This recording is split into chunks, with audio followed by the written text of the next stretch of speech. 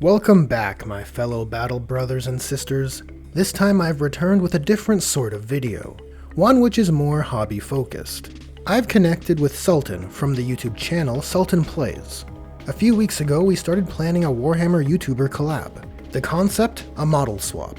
We thought it would be fun to build and paint a model of each other's Space Marine Successor Chapters.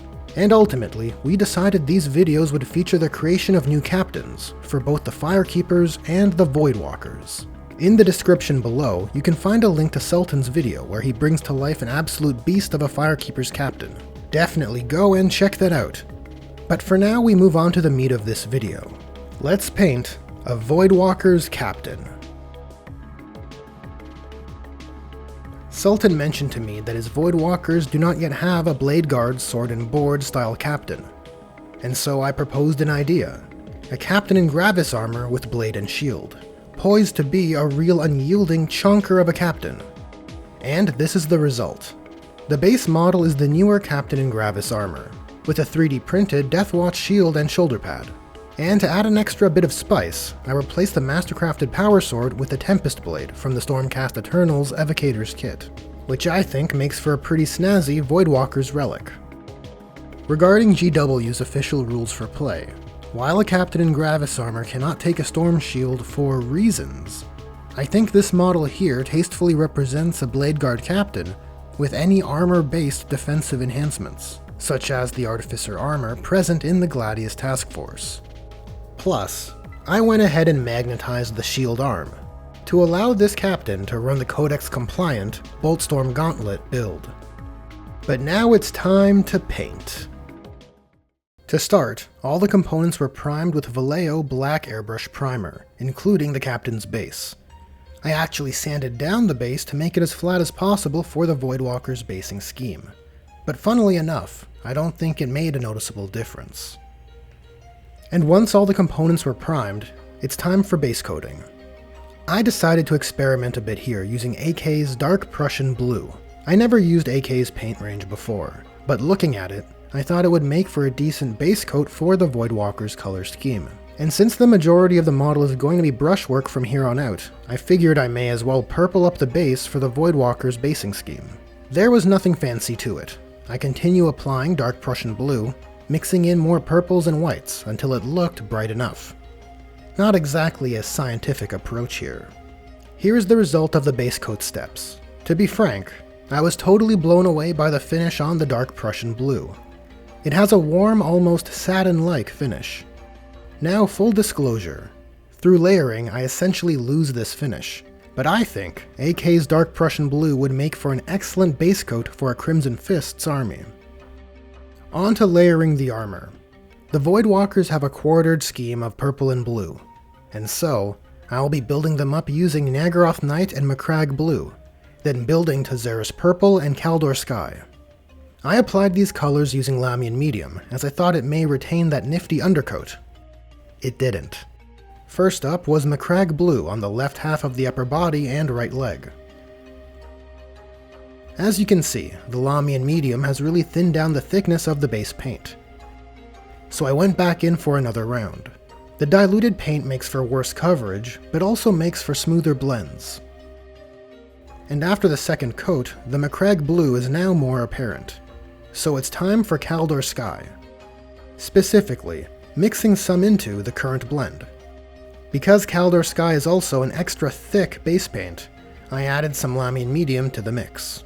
And I continue building up the thinned down Kaldor Sky towards the raised areas of the armor plating. I'm trying to keep in mind the direction of the intended gradients, aiming to create aesthetically pleasing changes in value. And with the Kaldor Sky built up, the blue quartering is starting to take shape. But it's time to shift gears. Since this project is experimental, as in I'm figuring it out as I go, I want to build up the other areas of the model to know that the colors I am putting down are working together. So before building up any more of the blue quartered areas, I'm going to build up the purple ones. It's the same process, building up Naggaroth Night mixed down with some Lamian Medium. Once applied, I mix in some Xeris Purple, again, focusing on building up the tones towards the raised, the more light-catching areas. Now with the purple quartering in place, this guy is starting to look like a Void Walker. And while I do want to continue building up the armor, I'm choosing to step aside and build up the other materials, starting with the metal areas using Vallejo's Exhaust Manifold. I'm doing this for the same reason as before. I want to assess how the other components will affect the overall scheme of the model. Then with the same goal in mind, I fill in the black areas using a black paint, which, if I recall correctly, I'm using game color black here. And then to add some instant dimension to the metal areas, I'm applying a wash of Nuln Oil. Good old reliable. Okay, with the Nuln Oil dry and accessories hit, it's time to circle back to the armor. The plan is to add some further pop, and I'll be doing so by adding a third level to the blend of the two armor colors. For the blue areas, I'll be mixing in Hoeth Blue, and for the purple areas, I'll be mixing in Alien Purple. Both of these colors have a greater value but weaker saturation than the previous colors in their respective blends, which will serve in creating vibrancy. It's the same as before. Build up the brighter tones in even tighter areas so as to preserve the current gradation. Think of it like this: the brighter the tone, the tighter the zone. At this stage, I'm feeling like this armor is looking real good. On to the purples. After doing the same with Alien Purple, the armor is sitting at a good level of readability, and it's about time to start putting some color to the cape, which is admittedly quite a significant part of the model. I received Sultan's cape paint recipe for the Void Walkers. The base is Mephiston Red, which I do not have, so I opted for mixing some Army Painter Pure Red with Corn Red. And with the base tone in place, we add depth by blending in Rhinox Hide and Evil Sun Scarlet. Rhinox Hide in the recessed areas, and Evil Sun Scarlet on the raised folds. And I'll say, for how simple this recipe is, the results look great. In this next step, I'm shining up the silvers. Our captain has gotta have some gleam and heraldry after all. Stormhost Silver is used towards the ends and edges of the metallic components. After that, I'm on to the accessories, using Rhinox Hide and Steel Legion Drab for the leathers, and Steel Legion Drab and Skeleton Bone for the parchment and bone accessories, which are then going to be hit with dark and light brown washes to add some instant dimension. Next, we're on to my favorite part, the glowy bits, which add small areas of visual pop. This includes the helmet lenses, the various lights on the servo skull, and the switches on the back of our captain's gauntlet. All of them were treated the same, a bright pale base color, covered by a vibrant contrast of that color, and a buildup of that pale base back in the center of those areas. And with the glowy areas done, and some sword handle washes and accessory layering done off camera, the Voidwalker heraldry begins. The Voidwalker's heraldry is typically done in yellow or red, but each is unique, describing the personal honors of each battle brother. I'm using Averland Sunset to block in the shapes, followed by Uriel Yellow to brighten them up. Finally, with all the areas of the armor described, we're on to the finishing steps: recess shading and edge highlighting. For the armor recesses, I'm using Scale Color Inktense Black. For the purple panels, I'm using a mix of Xeris and Alien Purple. And for the blue panels, it's straight Hoeth Blue. And to save you the painstaking process of watching me recess shade and edge highlight, I thought we'd skip to something more interesting. The Tempest Blade has been brushed to a clean white by building up multiple thin-down coats of white paint. The reason being, because we're airbrushing.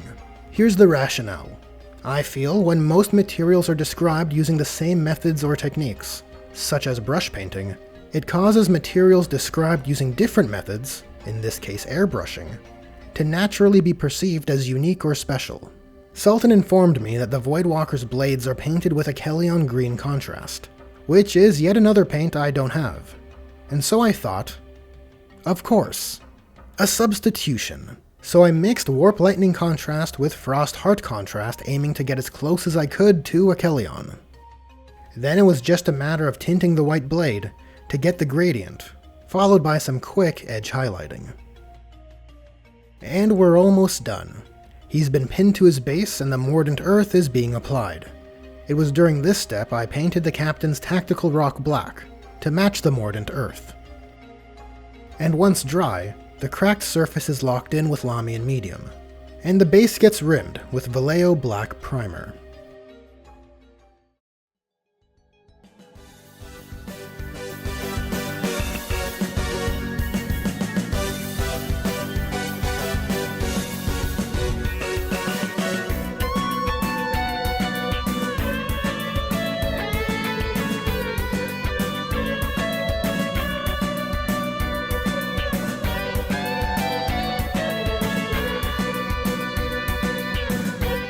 And with that, we have one Voidwalker's captain which is ready to charge into battle. This was a kit bash that was incredibly fun to paint, and now I've become a fan of not just the Voidwalkers, but of quartered color schemes as well. I especially like how the shield option came together. He looks like an absolute unit.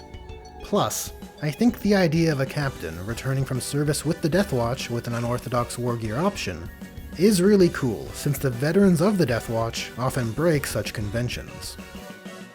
Again, you can find Sultan's video where he paints up a Firekeeper's captain in the description, so go over there and give it a watch, along with a comment and a like. And while you're in the mood for clicking buttons, why not press the ones under this video? As always, thank you to my generous patrons, channel members, and subscribers, and I'll catch you in the next one.